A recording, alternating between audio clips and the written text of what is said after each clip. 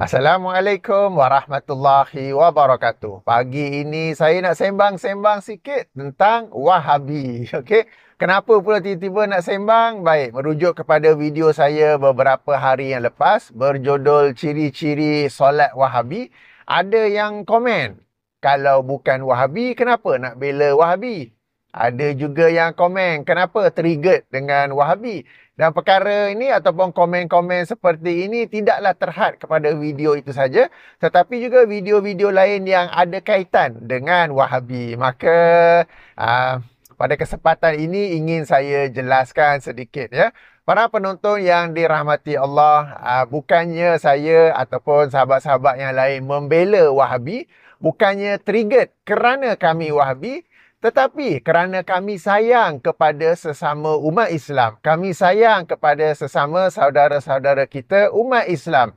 Kami sayang dan juga kami merasa kesian melihat kalian tertipu, terperdaya dengan apa yang disebut-sebutkan, apa yang dimomok-momokkan sebagai Wahabi. Sehingga mereka pun meninggalkannya, menjauhinya tanpa mereka sedar. Apabila mereka menjauhinya, apabila mereka menolaknya, tanpa mereka sedar mereka menolak ayat Quran dan juga hadis Rasulullah sallallahu alaihi wasallam. Tak kurang juga pendapat para ulama. Kenapa saya kata bersedemikian? Sebab yang dituduh-tuduh sebagai Wahabi, sesuatu akidah, sesuatu pendapat sebagai Wahabi, di sebalik akidah itu, pendapat itu, hukum itu, ada ayat Qurannya, ada hadisnya, ada kaul ulama'nya. Lalu apabila mereka menolak, mereka menyangka mereka sedang menolak Wahabi. Tetapi yang sebenarnya mereka menolak ayat Quran, mereka menolak hadis Rasulullah sallallahu alaihi wasallam, dan sudah tentu ini adalah satu kesalahan yang besar. Maka atas sebab itu saya kata kami kesian sebenarnya kepada sahabat-sahabat, saudara-saudara sesama umat Islam. Sebab tu saya atau sahabat yang lain menjelaskan tentang apa yang dituduh sebagai Wahabi. Saya bagi contoh ya, video yang baru-baru ni, ciri-ciri solat Wahabi.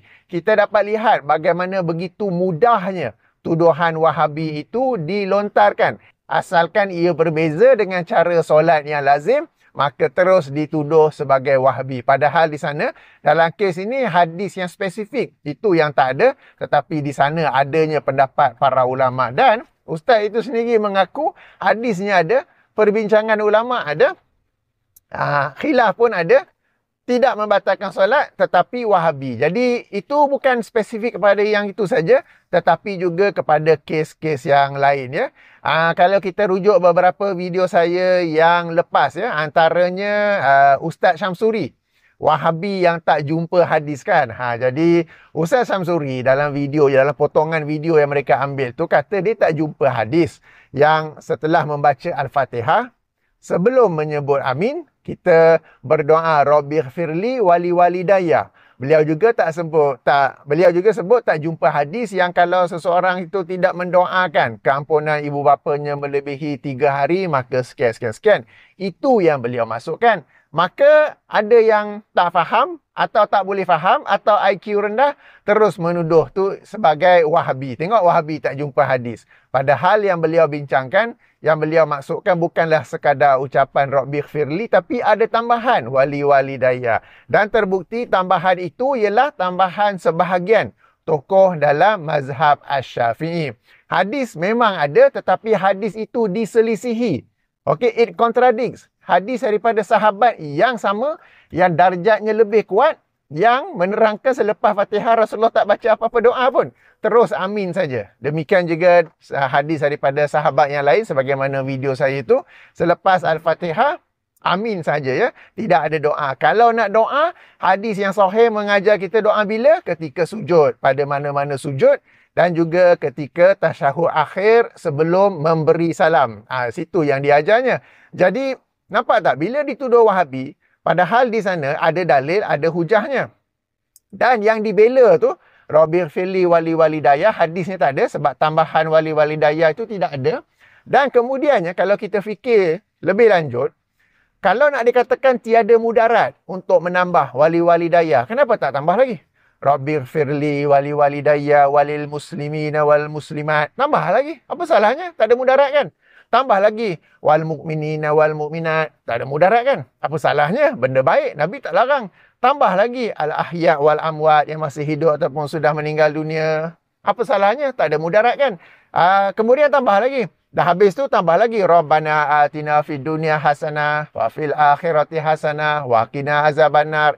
Kemudian tambah lagi, Rabbana la tuzigh qulubana ba'da iz hadaitana, sehingga akhir, dan doa-doa lain. Sebab apabila seseorang itu membuka pintu bid'ah, there is no stopping. Dia akan terus dan atas alasan apa salahnya ia baik. Apa salahnya tiada mudarat. Nabi tak buat, tapi Nabi tak larang. Nampak tak? Jadi meskipun ia adalah pandangan sebahagian ulama mazhab Syafi'i, seseorang ustaz itu, tak kisahlah dia di aliran mana, kalau dia ada sedikit kebijaksanaan dalam kepala dia, dia akan tahu itu sebenarnya bukannya manfaat tetapi mudarat. Kerana bila orang tambah, and bila dah tambah sikit tu wali-wali daya, there is no stopping, tak ada lagi halangan untuk nak tambah lagi.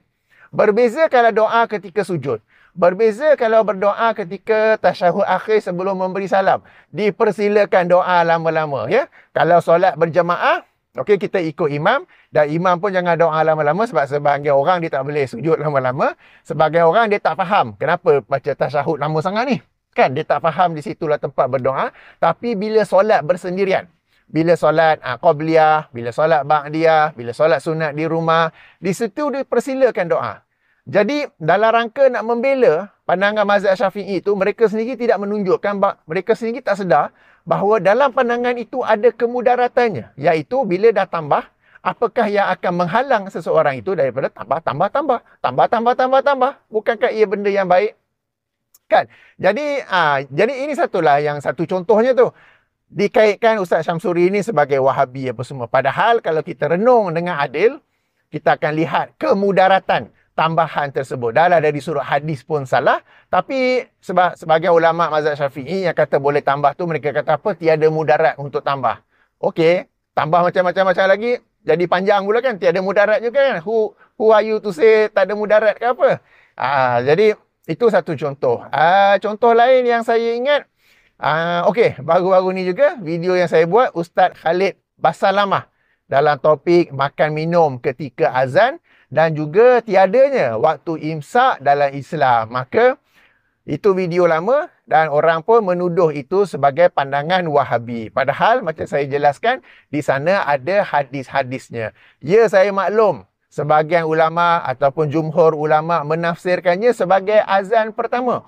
Okey, maknanya hadis yang dimasukkan tu azan pertama. Tapi kalau kita renung secara adil, kita tadabbur hadis tu secara adil, jelas bahawa itu bukan azan pertama. Sebab Rasulullah SAW telah meletakkan batas banyak mana boleh makan, iaitu sekadar apa yang ada di tangan. Bukan suruh makan satu pinggan, satu piring, tokok tambah apa semua kan. Padahal kalau ia merujuk kepada hadis yang, kalau ia merujuk kepada azan yang pertama, maka kita boleh makan bukan sekadar apa yang ada tangan, tapi boleh terus makan sampailah azan yang kedua. Okey. Kalau tak setuju tak apa. Kita anggap itu adalah pandangan yang tidak tepat. Kan sekarang ni guna perkataan tu kontroversi juga. Okey, itu pandangan yang tidak tepat. Tak mengapa, dipersilakan. Anda nak pilih pandangan yang berkata tak boleh, dipersilakan, tapi anda jangan tuduh itu sebagai Wahabi. Kerana di sana ada dalilnya, ada hujahnya. Kalau anda rasa tak tepat, tak bersetuju, okey, tidak mengapa. Jadi yang ini yang saya bagi sebagai beberapa contoh, bahawa apabila dimomok-momokkan sebagai Wahabi, lalu ditolak, dijauhkan, tanpa disedari yang ditolak itu ialah Al-Quran.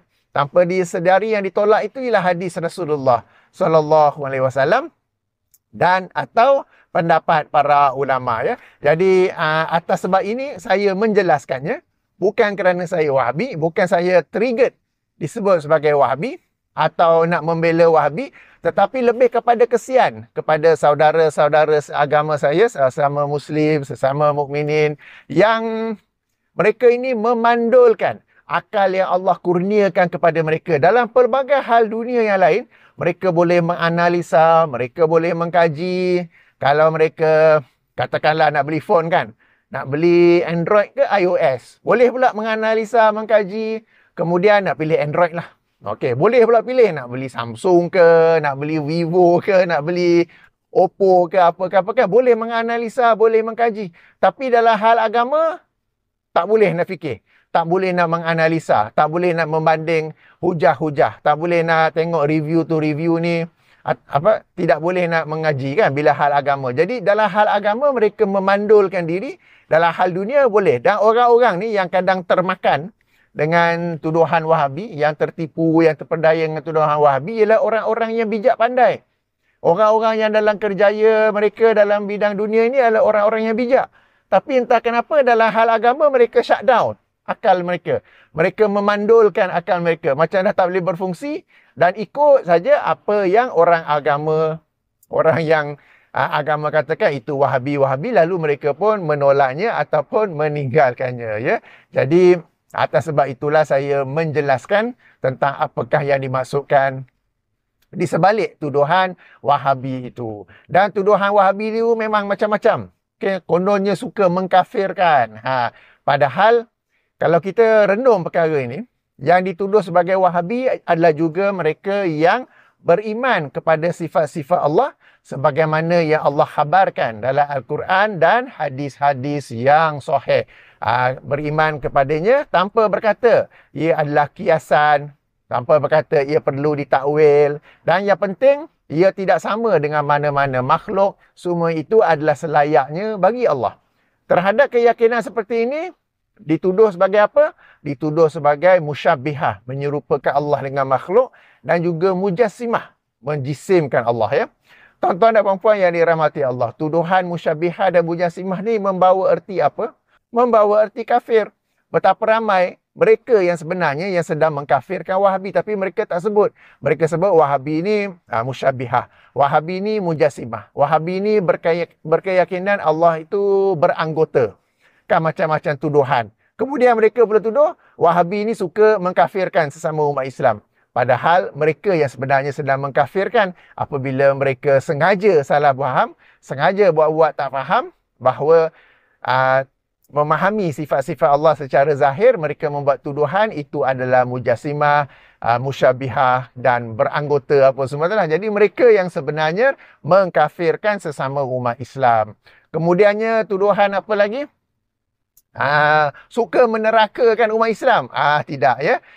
Bila diterangkan sesuatu akidah ataupun ibadah atau hukum adalah bid'ah, ia adalah bid'ah, tetapi masuk neraka ataupun tidak, itu adalah hak Allah Subhanahu Wa Taala, bukan sesiapa yang menentukannya.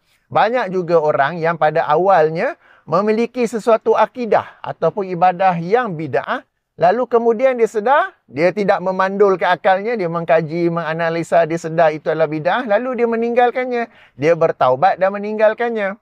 Kan? Jadi bukan semua orang yang membuat sesuatu bid'ah, baik dari aspek akidah, ibadah, hukum, tazkiyatun nafs, akan masuk neraka. Mudah saja. Dua sebab ya. Pertama, syurga neraka adalah hak Allah.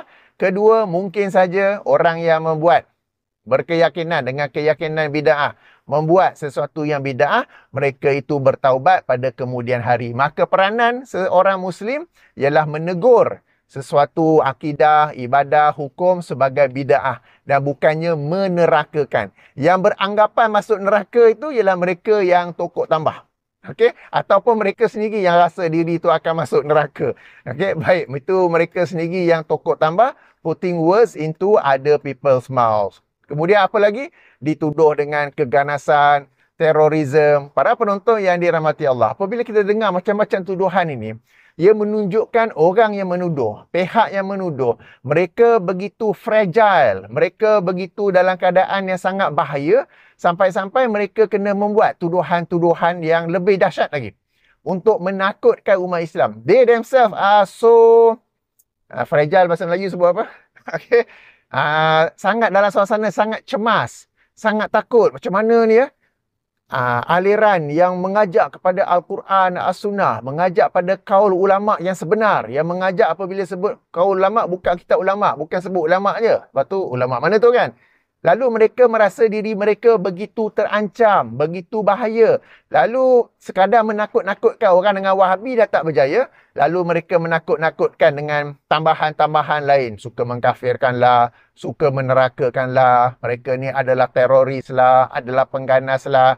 Padahal yang dituduh Wahabi di Malaysia ni ramai. Yang dituduh Wahabi kan. Tapi semuanya tak ada kan. Semuanya, kalau pun kita kata berperang, berperang itu adalah dengan lisan. Berperang itu adalah dengan menaik. Berperang itu adalah dengan ilmu, dengan dalil, dengan hujah. Bukannya dengan pedang, bukan dengan pistol, bukannya dengan keganasan fizikal. Ia adalah perang, kalau nak sebut perang, peperangan ilmiah. Dalil versus dalil. Hujah versus hujah. Penyampaian versus penyampaian. Apa lagi yang biasa mereka gunakan? Oh, Wahabi ni dalil sahih, tapi kefahaman tak sahih. Awalnya mereka ini adalah satu aliran yang sebelum ni main sampai hadis saja. Kemudian bila terbukti hadis itu dhaif, mereka kata jumhur ulama membolehkan pengamalan hadis dhaif. Maka diterangkan pula bahawa jumhur ulama, jumhur ni majoriti ulama apabila berkata bolehnya mengamalkan hadis dhaif, telah meletakkan sejumlah syarat. Banyak syarat yang sebenarnya kamu tidak pun menepati syarat-syarat itu apabila menyampaikan hadis. Lepas tu dia orang pun, alamak je tak you juga no. Kemudian mereka tukar cerita lain pula. Kamu ni bawa hadis sahih, tetapi kefahaman tak sahih. Kaedah memahaminya tak sahih. Lepas tu kita jelaskan juga. Dengan hadis yang sahih, dengan kefahaman yang sahih daripadanya. Kemudian dia orang pun traffic jam kan. Jadi, yang saya nak sampaikan di sini ialah kepada para penonton, tak kisahlah, lovers or haters, yang selama ni tertipu, terperdaya dengan tuduhan Wahabi, sayangilah diri anda, kasihanilah diri anda. Saya, sahabat-sahabat yang lain, para asatizah yang lain, apabila menyampaikan perkara ini, kami tak ada nak dapat apa-apa keuntungan duniawi pun. Bukannya kami sampai, kemudiannya kamu kena daftar dalam persatuan, kena bayar yuran, kena bayar, tak ada pun. Bukannya nak dapat apa-apa pun. Yang kami ajak hanyalah kepada Allah dan Rasulullah sallallahu alaihi wasallam. Kami ajak kepada Islam yang asal, Islam yang original. Kalau nak kata rugi, mungkin kami yang sebenarnya rugi kerana dituduh macam-macam apa semua tu kan. So, cuba renung-renungkan yang kami ajak ini, bukannya kami ajak kepada diri kami. Beza ya, kami tak ajak kepada diri kami. Sebab tu tak ada petua-petua ustaz tu, petua-petua ustaz ni, petua-petua Kapten Hafiz, tak ada. Sebab petua-petua tu mereka buat untuk ajak orang kepada diri sendiri. Kau tahu tak? Ustaz tu kan dia ajar petua tau. Kalau bila sedang puasa dahaga, baca surah Al-Kawthar 44 kali. So, nama ustaz tu pun jadi famous, disebut-sebut. Kau tahu tak? Ustazah tu kan dia ajar, kalau tak mahu suami kahwin lagi, kamu baca ayat ni, kamu tiup-tiup kan? Jadi kalau tengok ustaz-ustaz yang dituduh Wahabi ni, yang mengajak kepada Al-Quran dan Sunnah, mereka tak ada petua-petua. Mereka tak ajak kepada diri sendiri. Mereka ajak kepada Al-Quran, mengajak kepada As-Sunnah, kepada ulama' pun ajak juga. Okey? Dan bila sebut ulama', memang buka kitab ulama'. Tak ada mari sebut Palau Ulama' berkata. Kita tengok-tengok ulama' mana tu kan? Jadi cuba renung-renung kepada mereka yang selama ini terpedaya, terikut dengan tuduhan Wahabi. Cuba renung-renung apabila kami ajak ni. Kami mengajar, menyampaikan, tak ada apa-apa keuntungan duniawi pun untuk kami. Tiada apa-apa keuntungan. Kerugian pun ada. Kena maki hamun, kena cela, kena kritik, apa semua tu kan. Jadi yang kami nak ajak itu atas dasar kasih sayang kami kepada saudara-saudara se-Islam kita. Atas dasar kesian melihat anda tertipu begitu sahaja. Dengan mereka yang dengan begitu mudah membuat tuduhan Wahabi apa semua tu kan. Dan atas dasar ini, kasihanilah diri sendiri, sayangilah diri sendiri, cuba renung-renung. Okey, cuba renung-renung, cuba fikir-fikir. Bukan semua yang kami jelaskan betul. Ada benda yang anda rasa macam bila dah analisa dalil, analisa hujah, rasa tak tepat. Tak apa, tinggalkan. Anda tinggalkan bukan kerana label Wahabi, Bukan kerana ditakutkan dengan label Wahabi, tapi kerana anda sendiri telah menganalisa, anda sendiri telah pun mengkaji, membanding dalil dengan hujah apa semua tu, lalu anda memilih sesuatu pandangan kerana kekuatan dalil, kerana kekuatan hujah. Bukan kerana ustaz tu serban dia besar, yang seorang lagi tu kopiah pun tak pakai, yang seorang lagi tu selebriti, seorang lagi tu bukan selebriti, seorang lagi kalau buat kuliah masjid penuh, seorang lagi kalau buat kuliah 10 orang saja depan tu. Itu bukan kriterianya. Demikian juga antara pandangan majoriti, minoriti, itu bukanlah hujah. Majoriti, kadang-kadang itu memang majoriti, tetapi majoriti itulah kerana mereka saling bertaklid. Perkara ini ada disebut oleh Syekh Yusuf Al-Qaradawi dalam salah satu bukunya, saya lupa tajuk yang mana, sebab saya banyak membaca buku beliau. Beliau mengkritik pandangan majoriti tak semestinya betul, kerana majoriti pada zaman pertengahan Islam mereka banyak bertaklid. Para ulama dalam mazhab tu pun ada yang syarah, ada yang mukhtasarkan, ada yang mensyarah bagi besar, ada yang ringkaskan jadi kecil. Kemudian ada yang catat tepi apa semua, tapi benda yang sama diulang-ulang-ulang tanpa ada yang mahu mengkaji, menganalisa. Kalau yang ada tu adalah seperti Syekhul Islam Ibn Taymiyah kan, dan beliau menerima tentangan yang hebat kerana berbeza dengan apa yang menjadi kebiasaan. Okey, jadi itulah sedikit sebanyak sembang-sembang saya tentang Wahabi. Maka secara kesimpulannya bukanlah sebab kami ni Wahabi lalu membela Wahabi. Bukanlah kami ni Wahabi sehingga triggered dengan apa-apa yang berkaitan dengan Wahabi. Bukanlah kami ni Wahabi tetapi tak nak mengaku Wahabi. Tetapi sebenarnya kami kasihan kepada anda, kepada sesama umat Islam yang tertipu, yang terpedaya dengan pelbagai label, tomahan, perkara-perkara buruk yang dikaitkan dengan Wahabi, lalu anda pun meninggalkannya. Tanpa anda sendiri mengkaji, tanpa anda sendiri menganalisa, dan dalam rangka anda menolaknya, tanpa disedari anda menolak ayat Quran, tanpa disedari anda menolak hadis Rasulullah sallallahu alaihi wasallam dan juga penghujahan para ulama. Baiklah, lama pula sembang-sembang. Saya tutupi dengan subhanakallahumma wa bihamdika asyhadu an la ilaha illa anta astaghfiruka wa atubu ilaika. Assalamualaikum warahmatullahi wabarakatuh.